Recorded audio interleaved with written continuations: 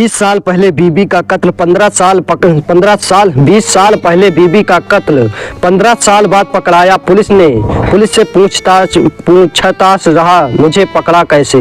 20 साल पहले बीबी का कत्ल 15 साल बाद पकड़ाया, पुलिस से पूछता रहा, मुझे पकड़ाया कैसे। आज कहानी है अहमदाबाद के चर्चित सजनी मर्डर केस की, जिसमें पुलिस ने 15 साल बाद लैंडलाइन नंबर के जरिए कातिल को पकड़ा और खुलासा किया। दोनों की नई शादी हुई थी। वो बहुत खूबसूरत जोड़ी थी। उनकी जोड़ी को देखकर हर कोई हंसता था, लेकिन कोई नहीं जानता था कि ये सिर्फ 3 महीने की कहानी है।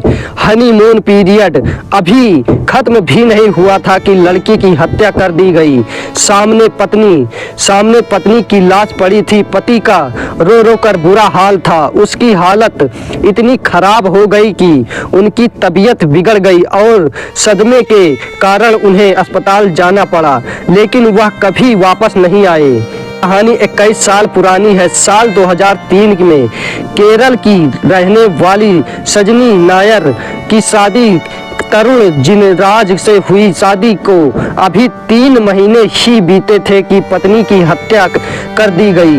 यह मामला काफी चर्चा में आया, क्योंकि पत्नी ने पहले तो अपनी पत्नी होने का नाटक किया और फिर पुलिस की आंखों में धूल झोंक कर भाग गया। सजनी की मौत पर तरुण ने घड़ियाल जैसे आंसू बहाए। उसने एंजाइटी अटैक का भी नाटक किया, लेकिन यह उसके बचने का तरीका था। सजनी की मौत के अगले ही दिन तरुण फरार हो गया। यह साफ हो गया कि हत्या तरुण ने ही की है। गला दबाकर ली गई सजनी की जान, लेकिन कातिल कैसे पकड़ा जाए। पुलिस कई दिनों तक सजनी के पति की तलाश करती रही, लेकिन उसका कोई पता नहीं चला। यह गायब हो गया था। धीरे धीरे उसकी तलाश बंद हो गई। उधर तरुण ने अपनी नई जिंदगी की शुरुआत कर ली थी। पुलिस ने हर जगह और हर दूसरे राज्यों में भी तलाश की, लेकिन कुछ पता नहीं चला। 3 साल बाद पुलिस ने तरुण की बंद कर दी, लेकिन सजनी हत्याकांड केस बंद नहीं किया गया। तो सजनी का परिवार मामले के सिलसिले में तत्कालीन सीएम नरेंद्र मोदी से मिला, तो 2006 में सीएम कार्यालय से पुलिस विभाग को जांच के लिए संदेश भेजा गया। तब तरुण पर 1 लाख रुपए का इनाम भी घोषित किया गया था। इसी क्रम में पुलिस की मुलाकात तरुण की प्रेमिका से भी हुई, जिसने बताया कि 16 फरवरी को तरुण ने फोन पर शादी के लिए कहा था, लेकिन मैंने हत्यारे से शादी करने से इनकार कर दिया था। जिनराज ने बेंगलुरु में दूसरी शादी की और उसके 2 बच्चे हैं। पत्नी की हत्या के बावजूद वह पूरी ऐशो आराम की जिंदगी जी रहा था।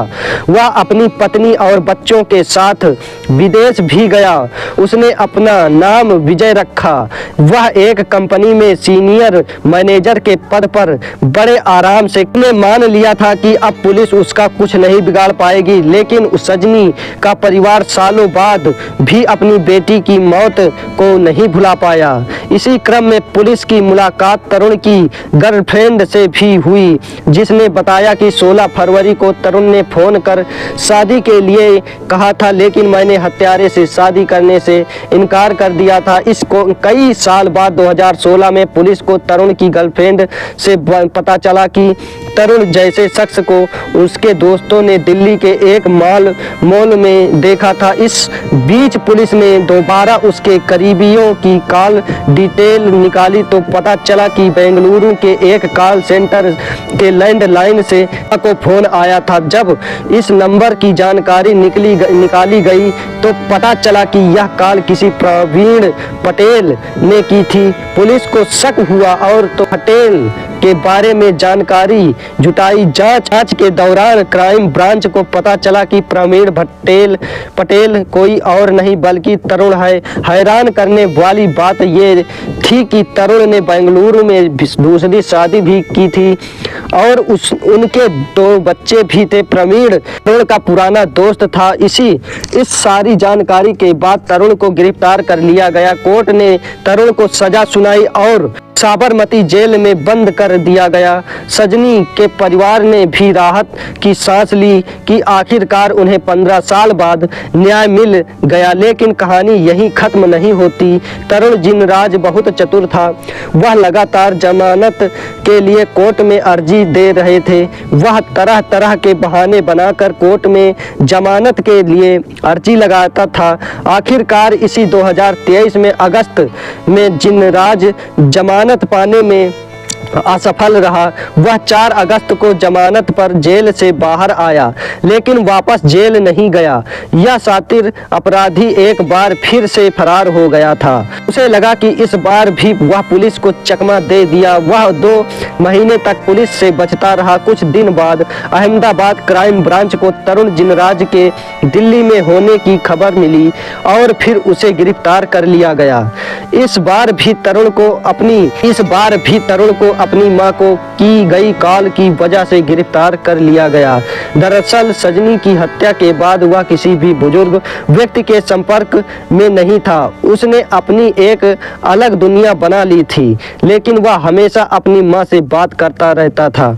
इस बार भी ऐसा ही हुआ। करीब 23 तारीख को वह अपनी मां से मिलने बेंगलुरु भी गया था। पुलिस को इसकी जानकारी पहले ही मिल गई थी, लेकिन उस वक्त वह भाग निकला, लेकिन दिल्ली से पकड़ लिया गया। क्राइम ब्रांच का कहना है कि पूछताछ के दौरान वह फिर से भागने की धमकी दे रहा था। पुलिस का कहना है कि वह पेशेवर अपराधी की तरह व्यवहार कर रहा है। इस बार भी तरुण ने पुलिस से बचने की साजिश रची थी, लेकिन उसकी कोशिश नाकाम रही।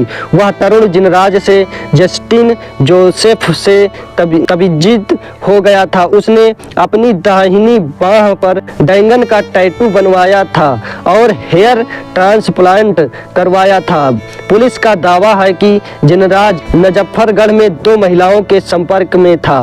तरुण ने नवंबर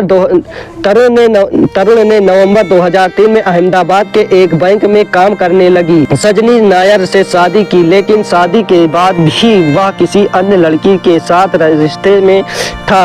वैलेंटाइन के डे के मौके पर पत्नी की हत्या करने से पहले उसने सजनी से संबंध बनाए थे और फिर उसकी हत्या कर दी गई। तरुण का पहले से ही एक लड़की से अफेयर चल रहा था। तरुण ने हत्या के बाद गर्लफ्रेंड को शादी का ऑफर दिया था।